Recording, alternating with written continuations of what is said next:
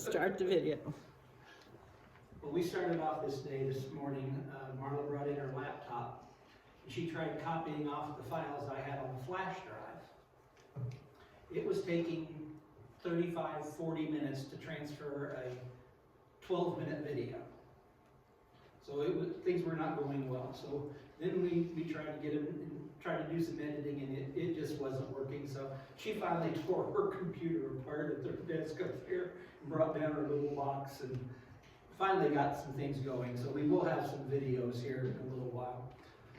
We'll be speaking about the Galactic Gathering. And the Galactic Gathering is an event that we had in Mitchell for 3 years, and then COVID hit, and we haven't had one, so we're trying to bring it back this year. It'll be July 21st and 22nd in and around the Mitchell area. The 21st will be the 62nd, is that right? 61, yeah, 62nd anniversary of Gus's first flight. So we try to do it somewhere around that date. So this year it is, part of it will actually happen on the date of his flight anniversary. That's a Friday and a Saturday night. The events will be at the Mitchell Community Building. There'll be stuff going on at the Grissom Boyhood Home. There'll be stuff going on at the First Baptist Church in Mitchell, and then it will culminate that evening at the Opera House in Mitchell. As of right now, 5 NASA astronauts have agreed to come.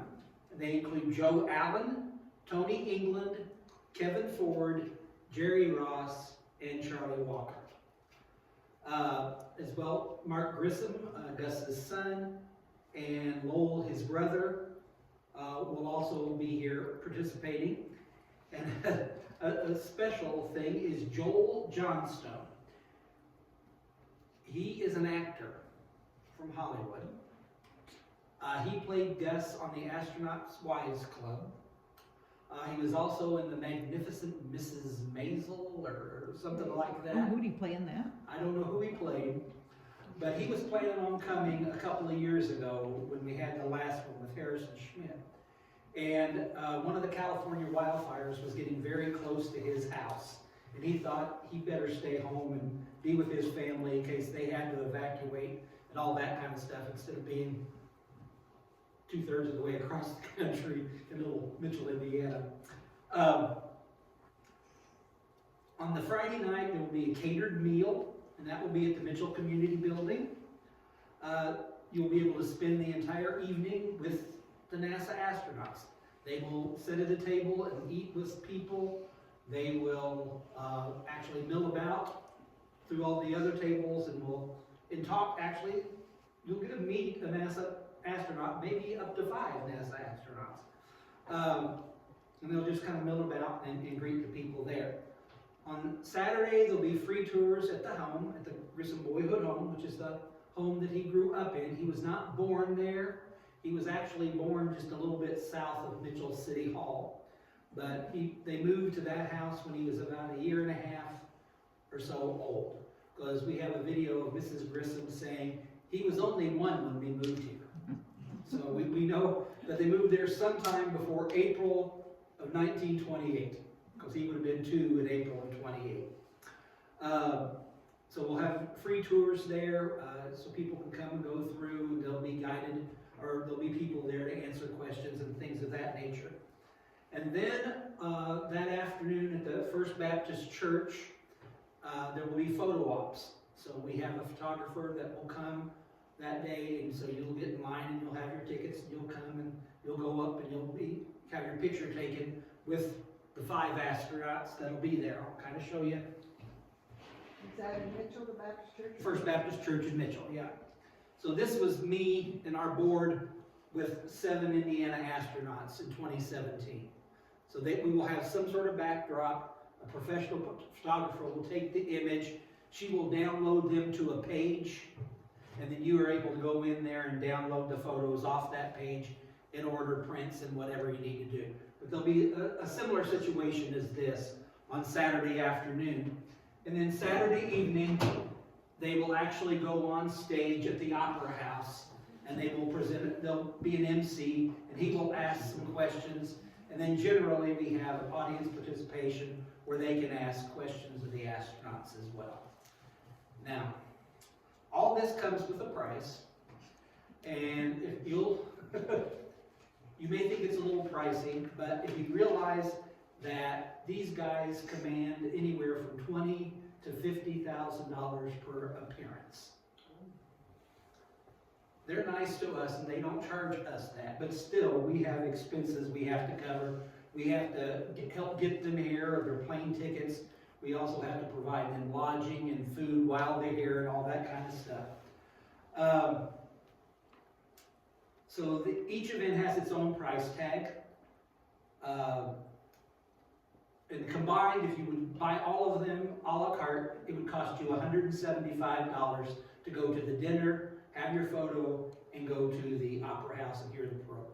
But if you buy a package deal, we're going to knock off $25. So for around $150, you can have dinner. It's going to be a catered meal, so it in and of itself is worth something.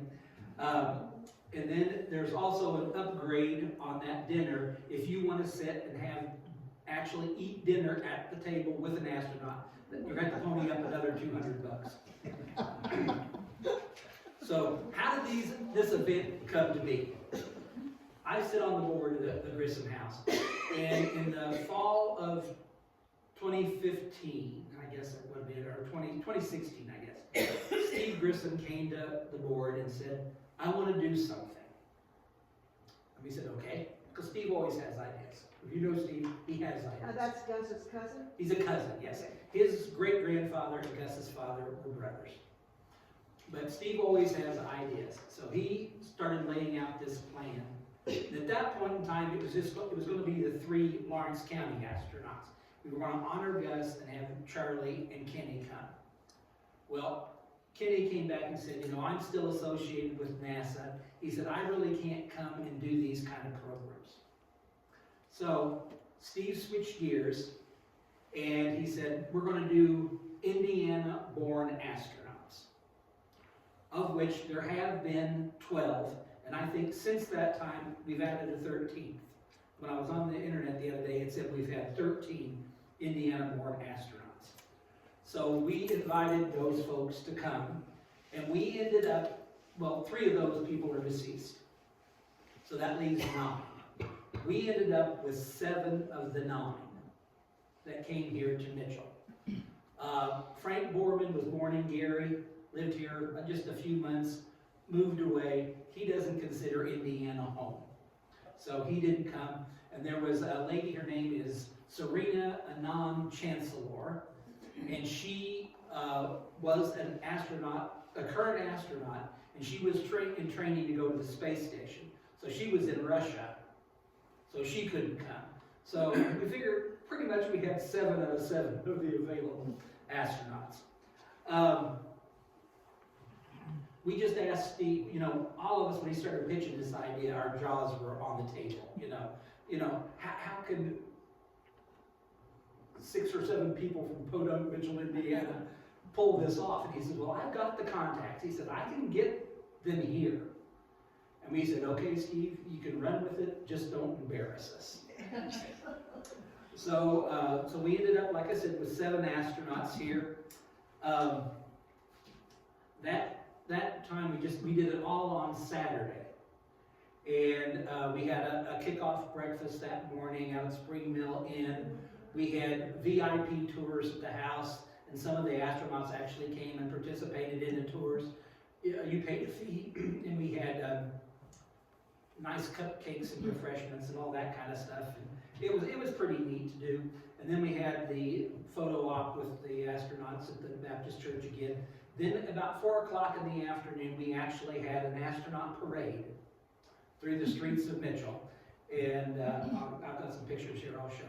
So we paraded them through the streets of Mitchell, and then they went and had dinner, and then we had the program at the Opera House that evening. And we'll have some video clips, that's what these are, of that event. Then in 2018, we brought Charlie Duke, and Charlie Duke was on Apollo 16, He was a moonwalker. There have only been 12 men walk on the moon, and so Charlie was one of them. And he came here, and he presented a program, and then the second half of the program, his wife Dottie got up and joined him on stage. And they've got a Christian ministry that they do. And Dottie was quite frank. She said while he was in space, he said when he got home, I gave him what for. He said, she said, either you clean up your act or you're gone. And he decided that it was best to clean up his act. And they began going to church together, and now they do this Christian ministry. So that fall was when we did the thing over at Lincoln School with Charlie came in, and they did the thing with all the former principals and all that kind of stuff. And we dedicated the historic marker and all that out there. So Charlie walks up to me and goes, who did you like best? The 7 of us or Charlie and Dottie? And I said, well, I said, you want the truth? And he said, yes. And I said, Charlie and Dottie. And he goes, they've got a story to tell, don't they? And I said, yes. And plus, it was like 2 of your best friends sitting on your couch telling you their story. I mean, it was that intimate and that nice. But with the 7 of them, it was like watching a tennis match. Boing, boing, boing, boing. Because he had we only had 6 sitting up there on stage. So this one would say something, and then this one would say something, and this one would say something, and this one would say something. So it was just going back and forth constantly. Then in 2019, we had Harrison Schmitt, who was on Apollo 17. He was one of the last 2 men to walk on the moon. There's some controversy actually as to who was the last person on the moon. But then Harrison went on for a career in politics. He was a member of the U.S. House of Representatives from New Mexico or Arizona or somewhere out there. And we moved it to October that year, because the first year the astronauts said it was so darn hot in Indiana in late July, and we all know that still was the case. So we moved it to October that year to coincide with fall break. Our attendance was down a little bit, but it was that Saturday morning when we got up to have the VIP tours at the house, it was actually pretty nippy. But we still had a good time. And we kind of set the house, normally we had the house set up in the late 30s, early 40s, you know, vintage when Gus would have been running in and out. But we kind of moved it up to the 60s. And we put a TV in the living room and had some video playing of some of Gus's space flight and that kind of stuff. But we also honored Betty. She had passed away the October before.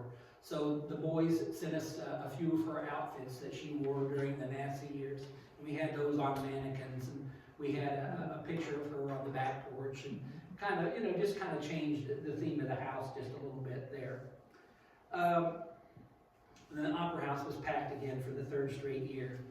We had plans underway for 2020, but then COVID hit, and we didn't feel like bringing people in.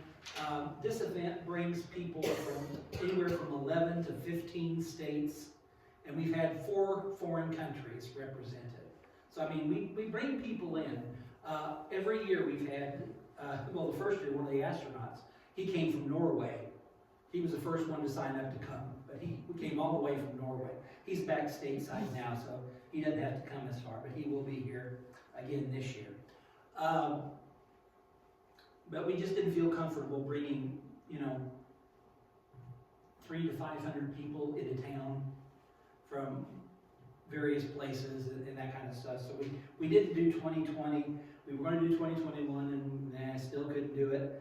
And then last year we tried to get something started again in October, but it just didn't fall together. So Steve just began planning on 2023. So here we are, 2023. As I said, people might ask why Ken hasn't been here, but I said before, he's still associated with the space program, so therefore he doesn't feel like he can come and tell stories like some of these other guys do. And in reviewing some of these videos, it was kind of funny. You know, they start to say something and go, well, due to privacy concerns, we can't go any further with this, or we can't mention names, or things like that, so it's still a pretty neat thing. I was going to show a couple of pictures, if I can find them. What are the ages of these men, Jeff, that you have? Oh, gosh. I mean, approximately. In their 70s? Kevin Ford and David Wolf are probably around my age, maybe just a hair younger. They probably go all the way up to Joe Allen, is probably 84 or 85 years old. When he was here in 2017, Joe was over-medicating and plus self-medicating with alcohol. So Joe was a little bit out there. But his brother went and took control of him from his kids. His kids were just, here's your meds, Dad, take as much as you want, kind of thing. So his brother went and got him from the Washington, D.C. area, brought him back to Crawfordsville, where they're from, and Joe has made a complete 180. Steve said when you see him, you will not think it's the same man as you saw in 2017.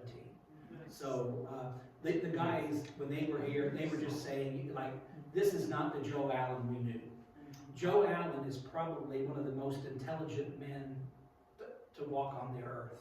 I mean, he is a nuclear physicist, and he is just a tremendous, tremendous intellect.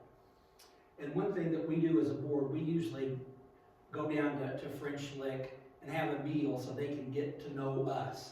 Because these guys, like I said, are from all over. Kevin even came in from Norway, you know, so they have no idea who we are. So we get together and we go down to the French Lick or West Baden Hotel and have a private dinner with them. So they got to know us. But we've gone down to the Dome, and you know, they had those funny looking lounge chairs. They aren't recliners, but they're just the kind of chairs you kind of lay back in and kind of go back. You don't lean back, you just lay back in. They're stationary, but they just kind of envelop you. Well, I was kind of showing Joe around, and I go, Joe, what do you think about getting one of those? And he'd go, ain't gonna happen. That was his thing, ain't gonna happen. So when we were talking, so there was a kid laying in one of those, and so Joe began to interact with that kid. And so, you know, he was just amazing. You know, he could just interact with those people like you would not believe. But then if, you know, he went to talk to me or Marla or you, he'd come out with some dirty, vulgar joke or whatever. But he could talk to those kids and were just as calm and as nice as could be. So as Joe walked away, I went to the little kid and I said, you were just talking to a space shuttle astronaut. And that kid's eyes got about that big around. And I said, get on your phone, or when you get back to the room, get on the computer and look up Joe Allen astronaut. And I hope he did. So we had dinner. The West Baden had sent up their little trolley to pick us up. So they picked us up and took us down there on the trolley. And as we were leaving, up on the top of the bus, it says astronauts. So this guy walks up and says, why does your bus say astronauts? And I go, well, that guy, that guy, that guy, that guy, that guy, and that guy are all astronauts. And he goes, what? I said, we're having a big shindig tomorrow in Mitchell and with all these guys. It's really something. And so it was just kind of amazing. So, but like I said, we had a parade through the streets of Mitchell. So there's Tony England and his wife. And you'd think these guys have seen it all and done it all. But there's David Wolf in the back of a pickup truck filming the crowd as he's going through the streets of Mitchell. And there's Mark Brown doing the same thing. He's taking pictures of the people. Because we probably had between 3,000 and 5,000 people lined the streets of Mitchell to see these folks. Do other communities ever do something like that, have the astronauts together? There are other astronaut events. And like I told you, you could expect to pay $5,000 to $1,000 to go to one. There used to be one called Space Fest, and it was out in Arizona. And they'd get together different groups of astronauts, and they'd have things like this. But they haven't come back after COVID, and probably are not going to. You'll see in this, when we get into showing some of the videos, but we're on stage at the Opera House, and we've shown a video, and it shows a shuttle lift off and all this stuff. It shows them moving about in the cabin, and then you see the shuttle coming in to land in California and everything. It lands, and then the screen goes black. And then the music 2001: A Space Odyssey starts playing. Bum, bum, bum, bum, bum. You know, it goes through that a couple of times. And the screen begins to rise from the floor. And so you first just see feet. And then you start seeing legs. And then you see all, so there's 6 astronauts on the stage there. And then there they are, sitting on stage, and then that guy you might recognize, that's Charlie. And a couple more here. It looks like Kevin Ford's telling something because he's got Jerry Ross laughing. And one of the things they say is Jerry Ross has no reason to be as happy as he is. That man always has a smile on his face. He's just a very nice and interesting person. And then, of course, there's Charlie on stage talking as well. Well, Marla, are you ready to get started? I got to plug us back in, so hopefully the sound will work. I didn't want anybody tripping over this, so that's why I unplugged it. And you probably won't be able to hear real well because basically, they recorded like we're recording here, and so it gets kind of muffled. But this first tape is kind of what I told you about, how we introduced them, and you'll hear the music, and then you'll see the folks. And hopefully it still works after. So this is the shuttle launch. We're going to skip a bunch of it. Turn the lights off. So we don't have to see all that because it's so you can see this shuttle coming in. Here we go.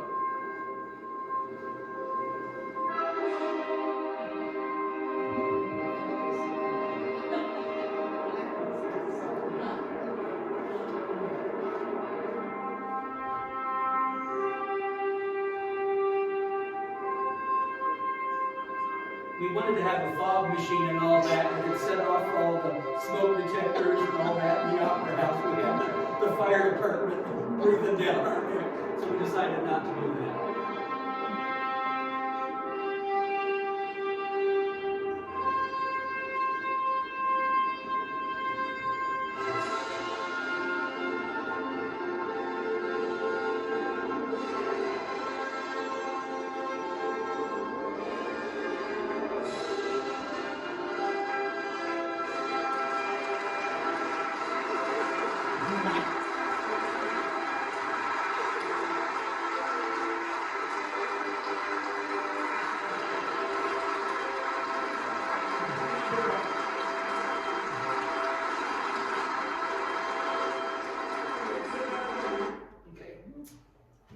This next clip is going to be Kevin Ford talking about Jerry Ross, and then it'll go into Charlie Walker. Jerry has gone into space 7 times. He is the most traveled astronaut of any of them. And he's from, I think he grew up in Crown Point, I believe. So Marla, if you want to hit the next one. If we got it queued up right.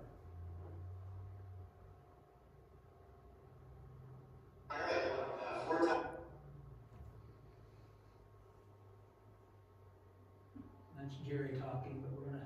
A little outside of protocol, but maybe you That's Kevin Ford and this is Jerry Ross. This thing looks like this. All astronauts know that Jerry Ross has flown 7 times in space. 7 times is it's not just a number; it's also a record.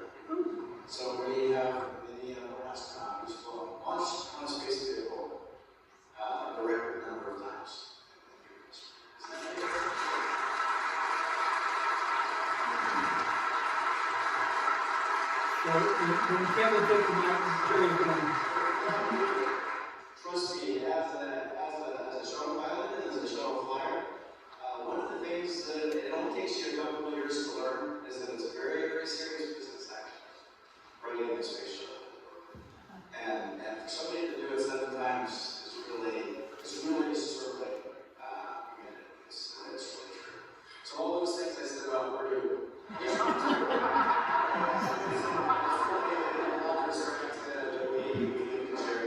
doing that, and of course, the spacewalks too. So I think it's probably fair to say that nobody's put more on the line at their life for spaceflight than this guy.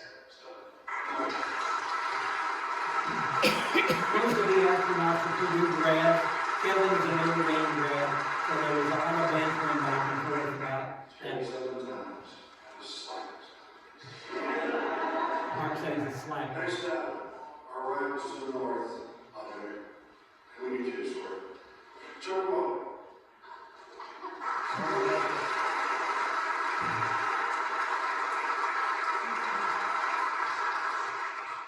Hey, how are you? I'm Charlie Walker. Grew up 10 miles north of here. And I was, like Jerry, Jerry's a few months younger than me, but grew up as a child in the space age. I was in Miss Simmons' 4th grade class in the first satellite. So I had to flip the newspapers, Life magazine, Newsweek, Time, study the pages of those scant news reports. But among them, it was very clear headlines down here in Orange County. Headlines. Mitchell Boy selected to be one of America's first astronauts. And that caught my attention like it caught a lot of attentions out here. I say that to those of you who have maybe a little hair, starting up gray hair, but our attentions, it caught the attentions a lot of youngsters that I grew up with as well. And there were 4 of us, young lads in southeast Central Indiana, that decided to, very, very close together in time, decided. Now, there is some friction among the astronauts.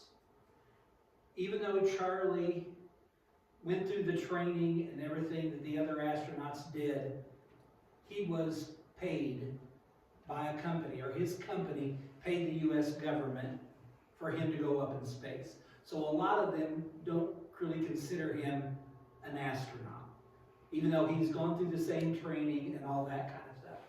But these guys treated him well, and he felt very comfortable amongst them.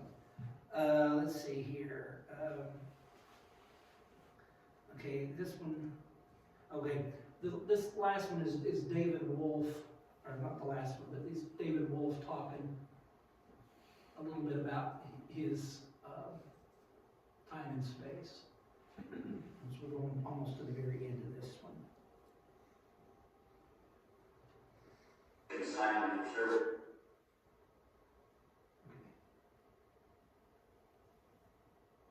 Mind to ask, really, I think anything we can tackle. And it's an honor to be here. Mitchell, Indiana is one of the prettiest places on the planet, and we've been around it about as much as anything. Catch that? I said Mitchell, Indiana is one of the prettiest places on earth, and we've been around it about as much as anybody. I thought that was kind of a cute statement. Okay, let's shut that one down. Jeffrey's done a good job. Then the next clip is going to be Jerry Ross and then Charlie Walker chiming in about what it's like to go through a liftoff procedure.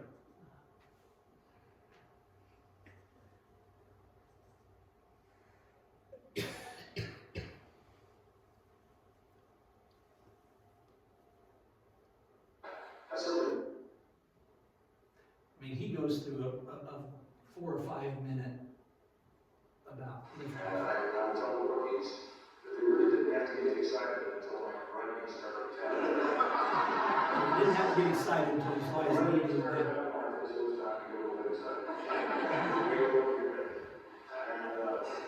And then, 10 seconds or so, the shell maintenance just started at 6.6 seconds before liftoff. Make sure they're functioning properly before they light the solid rocket motors. And so it's a little bit of a mobile vehicle, and then when the solid rocket motors ignite, it's like somebody's taking a baseball bat and swinging it quite smart and hitting the battery chair. It's real easy. And you're off. And it's just a really, really dynamic ride. There's a lot of noise, vibration, and shaking as you accelerate. By the time you go to the launch pad, you're already going fast, 100 miles an hour. And this is 4.5 million pounds of hardware with about 6.5 to 7 million pounds of thrust. And the wind blowing outside of the vehicle is shrieking. It sounds like it's going to rip the tiles and paint right off the vehicle. You're going, wow, I can't believe I'm really in there doing this.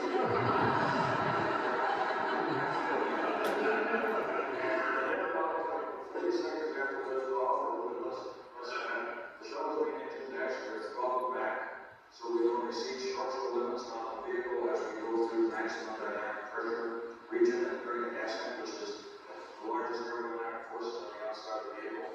And once we have exceeded that, then the shuttle engine swap back up, and that really feels like somebody's taking afterburners on an airplane. And we've got 6.5 million pounds of thrust going on out there, when we saw it got by 30% on the engine. We wouldn't take it that much of a kick, but it really is. And then in 2 minutes, you consume over 1 million pounds of solid rocket propellant on each of the solid rocket boosters, and they're jettisoned off with some more rocket engine fire to make sure they don't hit the rest of the vehicle as we continue to climb in space. But when the solid rocket motors go away, it almost feels like we've stopped going up. You're going from almost 3 G's of acceleration down to just slightly over 1. But then, as the fuel continues to be burned from that large round tank, we get lighter, and the thrust level continues to accelerate faster and faster. But probably even more important is we're now starting to take our trajectory of our launch, and it's starting to become more and more parallel to the surface of the Earth as opposed to more or less straight up. And when that happens, then the acceleration level starts to pick up again, and you start to feel like somebody is sitting on your chest because it's pushing your chest against your back. And about 7.5 minutes after liftoff, you have reached the 3 G limit. And the shuttle engines then start to throttle to maintain 3 G's of acceleration. And they go onto, looks like these speedometers going around really, really fast. But like airplanes down at the ground, altimeters are really spiraling a lot. But your Mach numbers are going about fast, every 10 seconds, so you're going Mach fast. And then at about 10 seconds before we can cut off, the shuttle engines are commanded to throttle back to the remote power site. And then we had where the terminal was knocked down to the engine cut off. And then just precisely at the right second, the computers shut the overhead engines off. And we go from almost 3 G's of acceleration to 0 G's. And you're never going to see more honest smiles on people's faces. When you look around, you realize that 8.5 minutes to go from a standing start to 100 miles per hour, you're traveling at 25,000 feet per second, and you sweat. Well,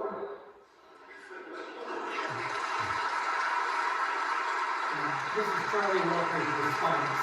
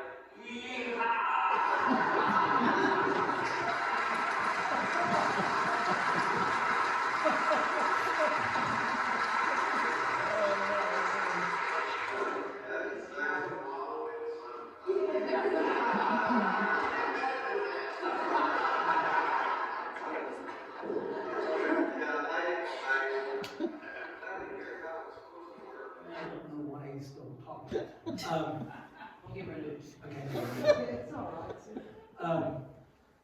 I'm playing for you the more serious moments. I didn't play for you the first 35 minutes or so of the video. Mark, when he starts out, he goes, "This has been real nice so far," but he says, "I'm going straight to the toilet." And it was, how do you go to the bathroom? Or how do you throw up in space? So all of them had stories about what it was like. And so like when Jerry says, it like hits you in the back of your chair like a baseball bat. Or then it goes from 3 Gs to almost none. So you're going from being pinned against your seat to lurching forward to where all that, and your mind, your body, it just goes every which way. And they said that's when we generally lose it. And all of them except Jerry fessed up to throwing up. And David Wolf, he said, I got the guys on my crew. He said, I took a baggie of pea soup up with me. So he said, I faked doing that and throwing up. And then he says, well, I've got to recycle it. And then he drank it back in. And he said, 3 or 4 of them lost it at that point. So I didn't play you all those. You know, we had some fun with it, but they also got pretty serious. Tony England, y'all probably, Apollo 13, Houston, we have a problem and all that. He was basically an engineer, a ground engineer on that flight. And he said in the movie, there's a scene where they come in and throw all this stuff on the table and all that. He said, that basically was me. He said, I didn't do it alone as they kind of portrayed it in the movie. But he said, you know, that's pretty close to how it really happened. So there'll be a clip here of Tony talking about his input on Apollo 13 and all the concerns there.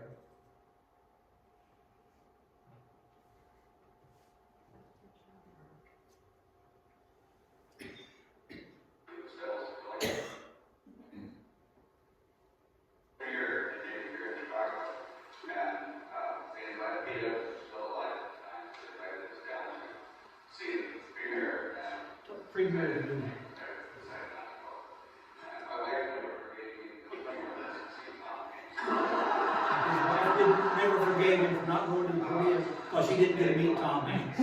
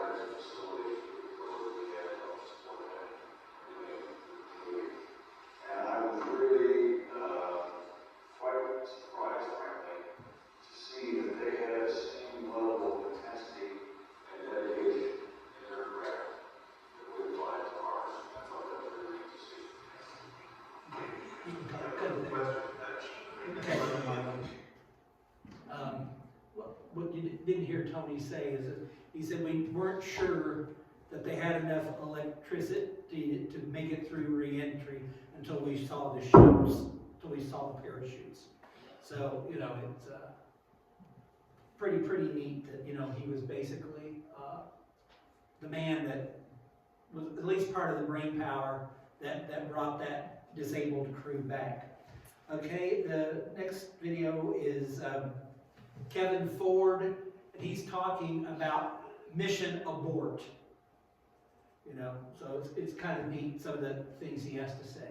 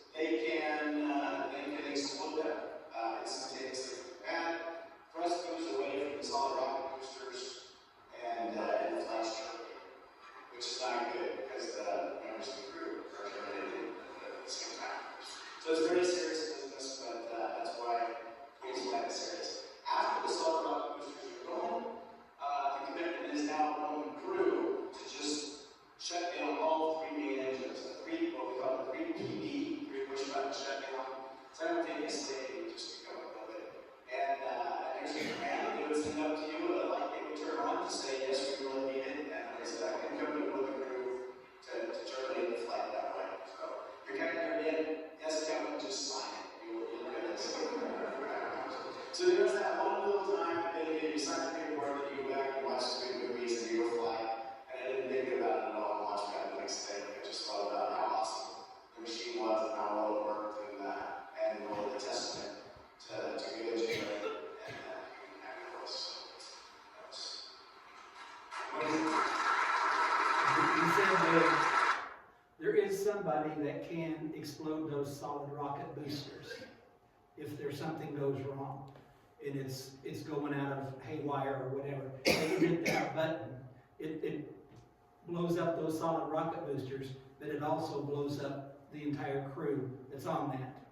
And then he said that then later on there's that 3-button push that if something's going wrong, the ground radios up and says something's wrong, you gotta abort this mission. And then the guys in there basically have to kill themselves because they have to do it physically with that hitting those 3 buttons. So it's pretty. And he says they don't tell you this until the day before. And this was his first flight, and he said that he asked one of the crew members, "Did you know about this?" And he goes, "Yes, Kevin, just sign the paper."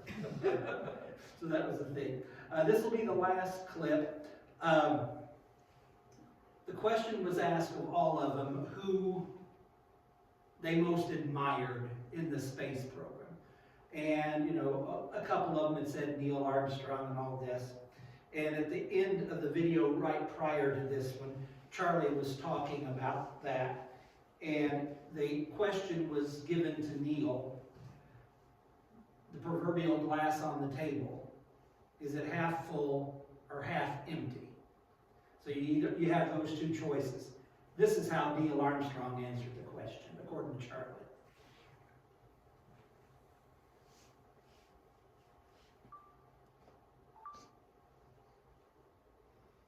My assessment is glass is twice as big as See that? It wasn't half full or half empty. The glass was twice as big as it needed to be. Stating easily and very clearly, this guy looked at a problem everybody else looks at and sees one or two different ways. He sees the third way. And anyway, one other That's good, Mike. Okay, so that's all the clips I'm going to show you. But it gives you a little bit of what gets talked about at some of these events. You know, a lot of it is serious, but they do share lighter moments as well. They have a good time. They love being around each other because, you know, there's not that many of them. Like I said, the two guys we had after these guys, there have only been 12 men to walk on the moon. And, you know, so there were 2 of them. Charlie Duke, who was Apollo 16, he actually knew Gus. He was actually in the early stages of the Apollo. So he actually knew him. A couple of these other guys said they admired John Young, who was Gus's co-pilot on the Gemini flight. You know, they called him the astronaut's astronaut. So, you know, so they were just talking about people that they admired. I'll show you a little bit over here are some of the t-shirts and things that we have done. The first one, I don't know if you can really see it that well. I'll bring it up here. But it's a rocket, okay? Yeah. Jeff, how do you publicize this? I remember when we were here before, there was somebody there from another state. How do you publicize that? On Facebook, we blast it out to the space community. So, you know, it's well attended by those kind of folk. But that's a rocket ship, and that it's made up of the 12 names of the 12 Indiana astronauts. So that was the first year. Of course, we've got Gus's famous speech to the workers at McDonnell Douglas: "Do good work." Those words mean a lot. my life depends on it. Do good work, okay? The little blue shirt is the one we had for Charlie Duke in 2018, and then this was the 1965 Gus Mobile. That's what most of the astronauts called the Gemini craft. Gus actually went to McDonnell Douglas and spent the better part of 6 months working with the engineers and perfecting the Gemini craft. So that's why they called it the Gus Mobile. So he flew in 65, so it was the 65 Gus Mobile. I've got some pictures up here on the table you're welcome to come look at.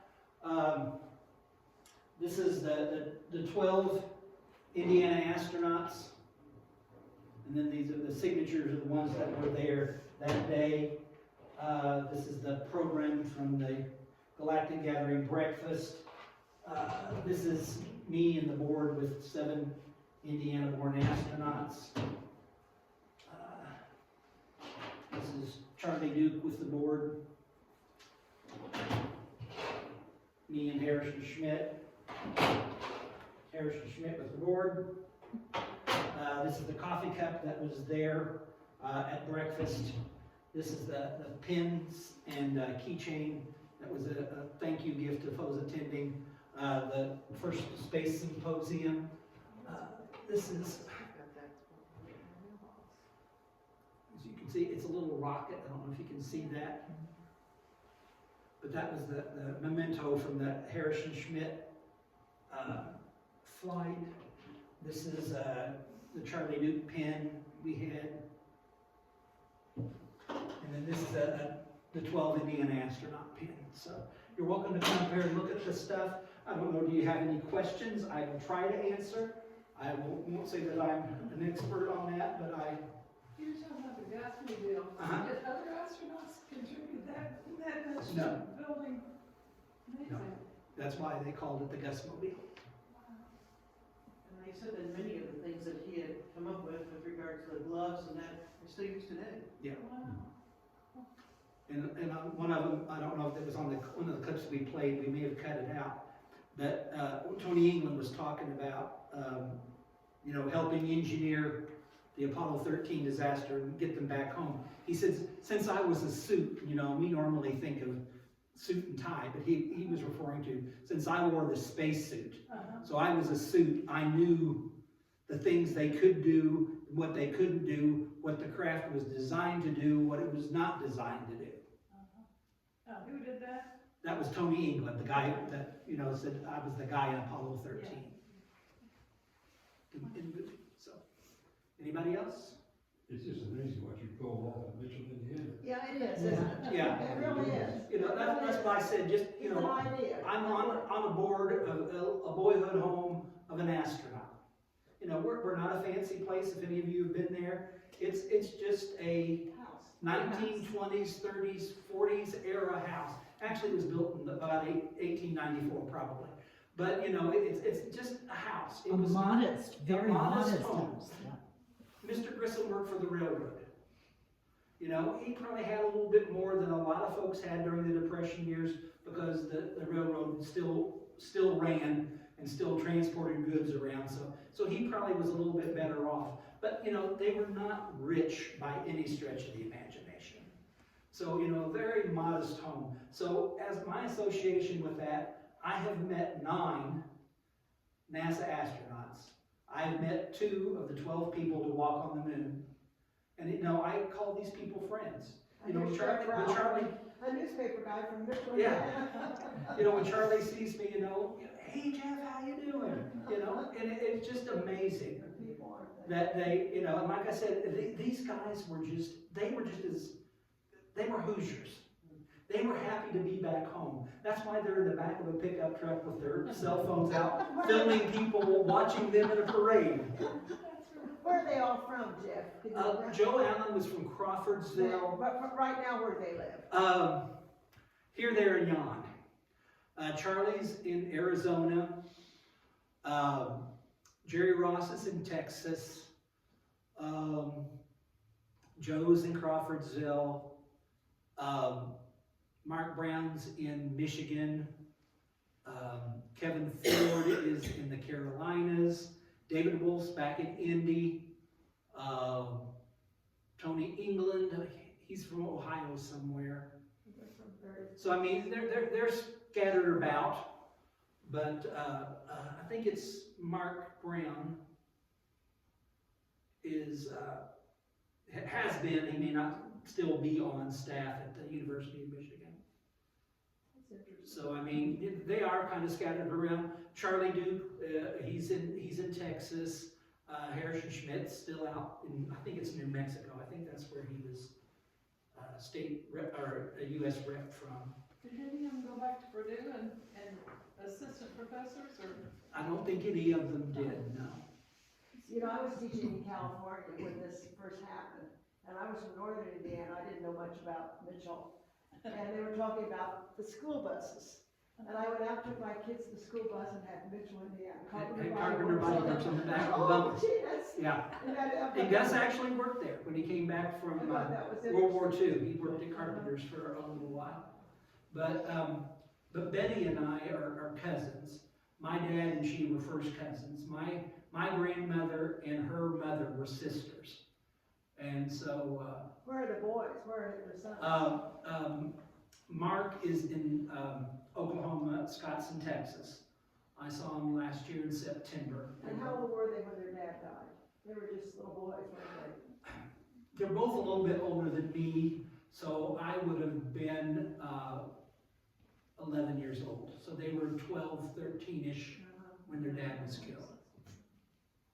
And I have to say that when we had the Liberty Bell 7 thing in 2011, Charlie Walker mentioned at that time that if we ever need him to come back, Purdue has an astronaut symposium every year in September. Yeah. And he said as long as you had had something there before the symposium or after, and he was in the state, he would always come back to Bedford. So if you ever have an organization or something in mind, he is in Indiana, tries to attend that annually. Yeah. And he will come back for that. So I told you, these guys can command up to $50,000 for an appearance. Okay? Those original 7, we offered them airfare, free hotel, and food. And they came. Charlie Duke, he got $5,000. He could have got $50,000, but he came for $5,000. And we just flat out asked him, why would you come? You could be anywhere in the world speaking tonight. Why not? Why not? Yeah. And making 10 times as much money. Why did you come here? And he said, respect for Virgil Grissom. Is that right? And this is what they all say. If Virgil and that original 7, if they had not taken the risks that they took, these guys never would have gotten to do what they got to do. And they still honored them. And so that first year we made enough money. The little Grissom house, like I said, is not very big. Who owns that now? Virgil I. Grissom, Inc. It's a not-for-profit. But it needed a new roof. And Historic Landmarks said if you put a new roof on it, you've got to go back to a wooden shingle roof. You wouldn't think that little house could possibly cost you $25,000 for a roof, but it did. So that's why we used all that money. And believe it or not, most of those 7 astronauts, they handed us back the check for the airfare. They didn't even take that. Because they said, pure and simple, it's for Gus. And that's why they come, and that's why these guys are coming back. And like I said, we try to get together and have these little things with them, because they don't know us from Adam. So, can we trust these guys? Can we open up around them? Can we do that? So we kind of do that as an icebreaker. And, we have our time with them as a board. These guys that are coming back, they already know us and have spent quite a bit of time with us. So that's why we're doing the dinner on Friday night. Because poor Joe Allen, we wore that man out. He didn't know what foot to put in front of the other by the time that photo op was over with. So we sent him back to the hotel, and he went to sleep. But, we had the other 6 on stage, so that's why if you look in the video and photos, you'll see there's only 6 on stage at that point in time. And there are people from other countries that come to Oh, yeah. attend this, and it's the time of their life. They look forward to it, save for it, and come, and it's really something, because they've been people that have grown up with the space program and admire Grissom and what NASA is all about. And so they're just in awe of this whole programming. You know, it's in our back door, and perhaps we don't appreciate as much as we should.